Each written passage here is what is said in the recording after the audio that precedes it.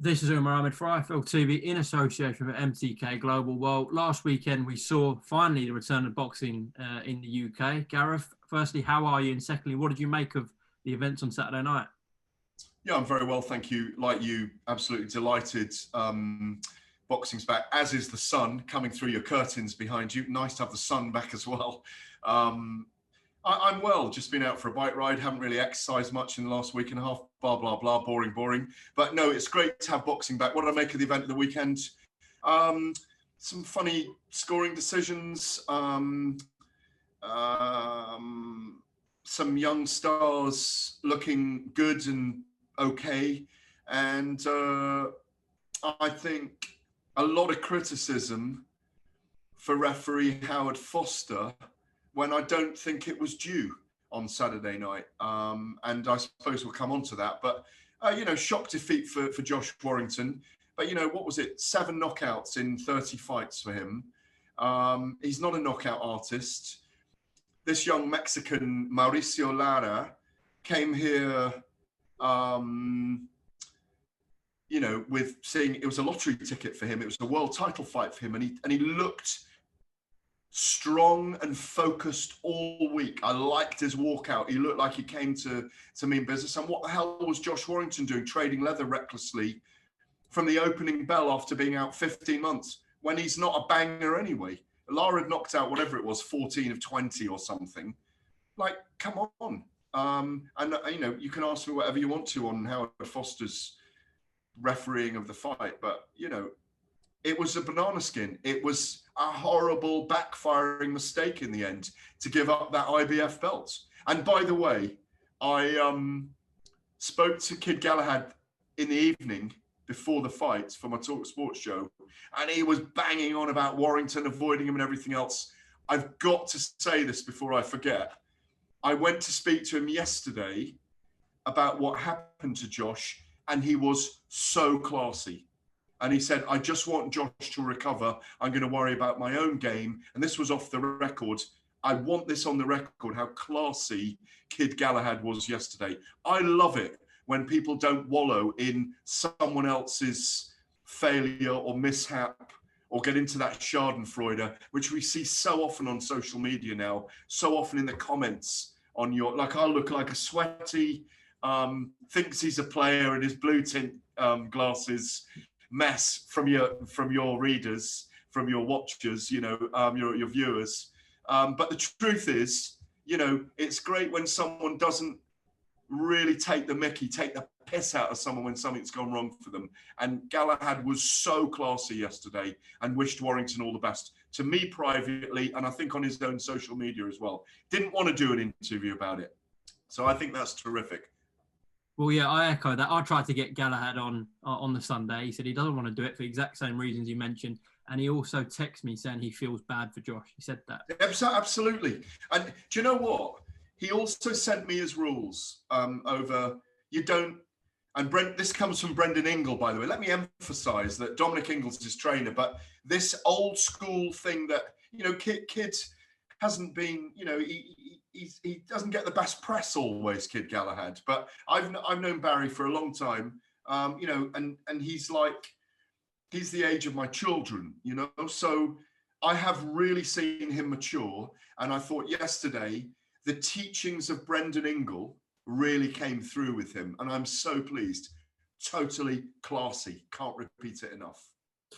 Gareth, you mentioned Howard Foster in regards to that main event between Warrington and Lara. A lot of people vocal that the fight should have been stopped. I think it was the 4th or 5th round. Johnny Nelson on Sky said that as well. 4th round. Yeah, Johnny Nelson said that on Sky. Lots of people on the internet said that should have been the case as well. Thoughts on that? Well, Johnny Nelson said, he also said the corner should have stopped it as well. Here's my thing on it. If Howard Foster had stopped it in that 4th round, everybody would have shouted, or a certain vocal element would have shouted, he should have given him more opportunity, just seeing how he went in the 5th.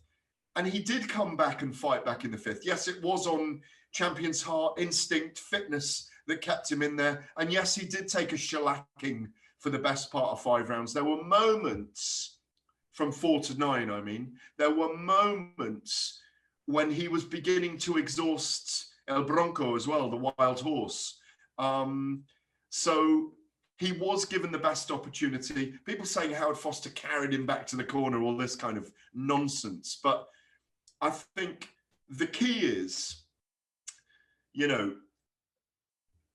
Josh Warrington is one of those champions who's been in a couple of wars. He's been at that top level. Look at the Frampton fight when you look back at it. They had a back and forth war. Yes, he was hurt in the 4th round. Yes, he was down, but he got to the end of it. If he'd won that fight, right, himself in the 9th round, people would have been saying it's one of the greatest comebacks ever.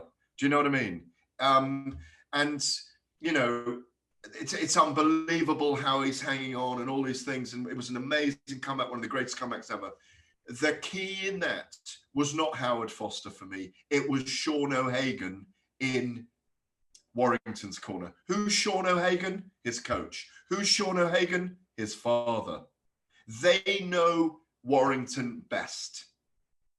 The corner knows him best. If they were deeply concerned about him, they would have pulled him out. I know Sean. Sean knows his stuff. They thought Josh might be able to pull the fight around.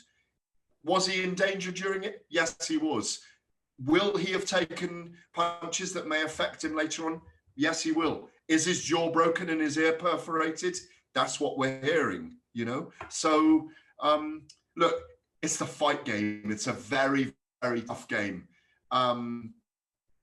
It was a brutal, horrible finish, but I think they gave him every opportunity to try and rescue that contest. Okay. Can you understand perhaps people's views who believe it should have been stopped in the 4th or not at all, Gareth? No, it's not at all. These are all shades of grey. If there'd been a massive crowd, yeah, if there'd been 15,000 Leeds fans screaming him back, it wasn't. It's an environment with no crowd. You can hear every crack and thud, the head banging on the canvas. You can hear everything. So everything's more raw. It's more visceral. You hear the impact more. And to be honest, I think that is probably the best war we've seen in lockdown in the UK. You know, I mean, I know Dillian White. I'm not sure if you were there on the night that. No, Coogan doesn't let you go to the big ones, does he?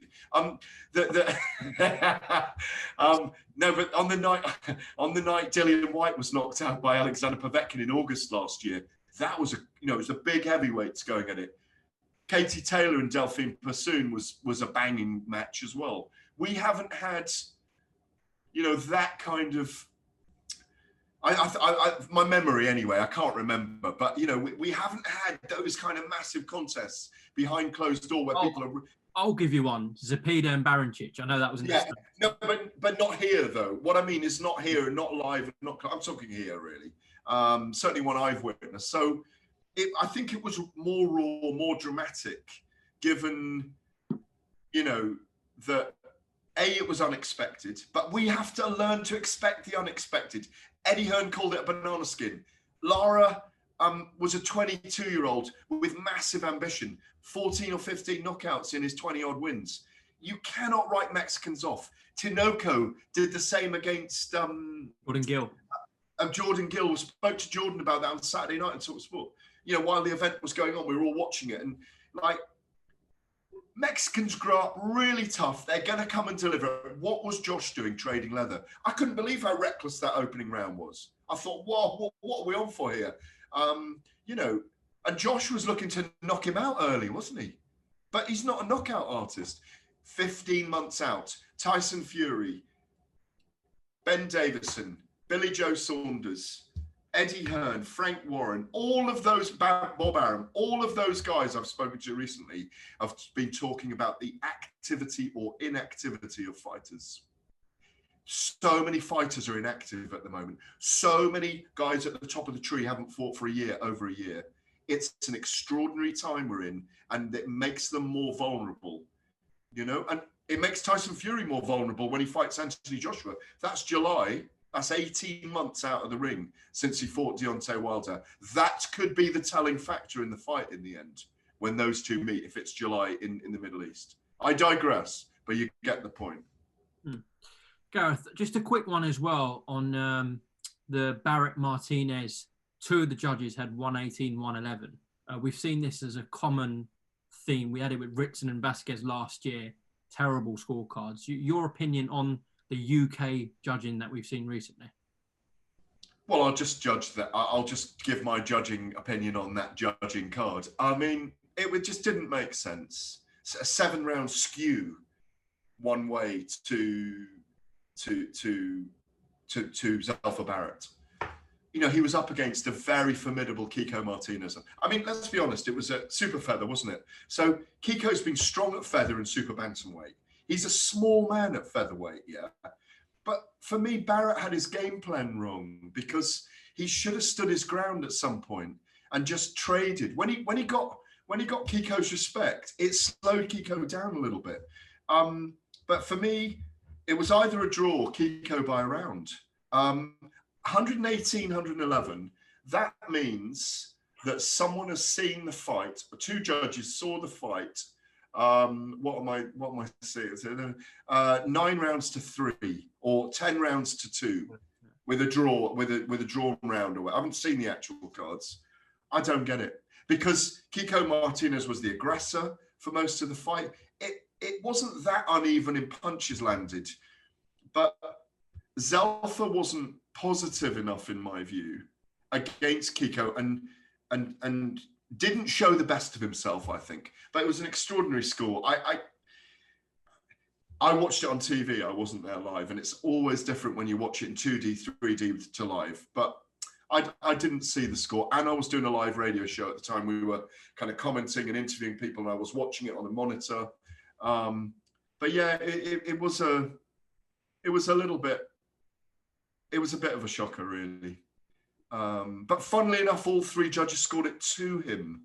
So, you know, there was an argument for 116, 113, but even that was slightly stretched, you know, for Zelfa. But I don't know. I mean, I haven't had a chance to catch up with Robert Smith yet. I know, sorry, you want to ask a question?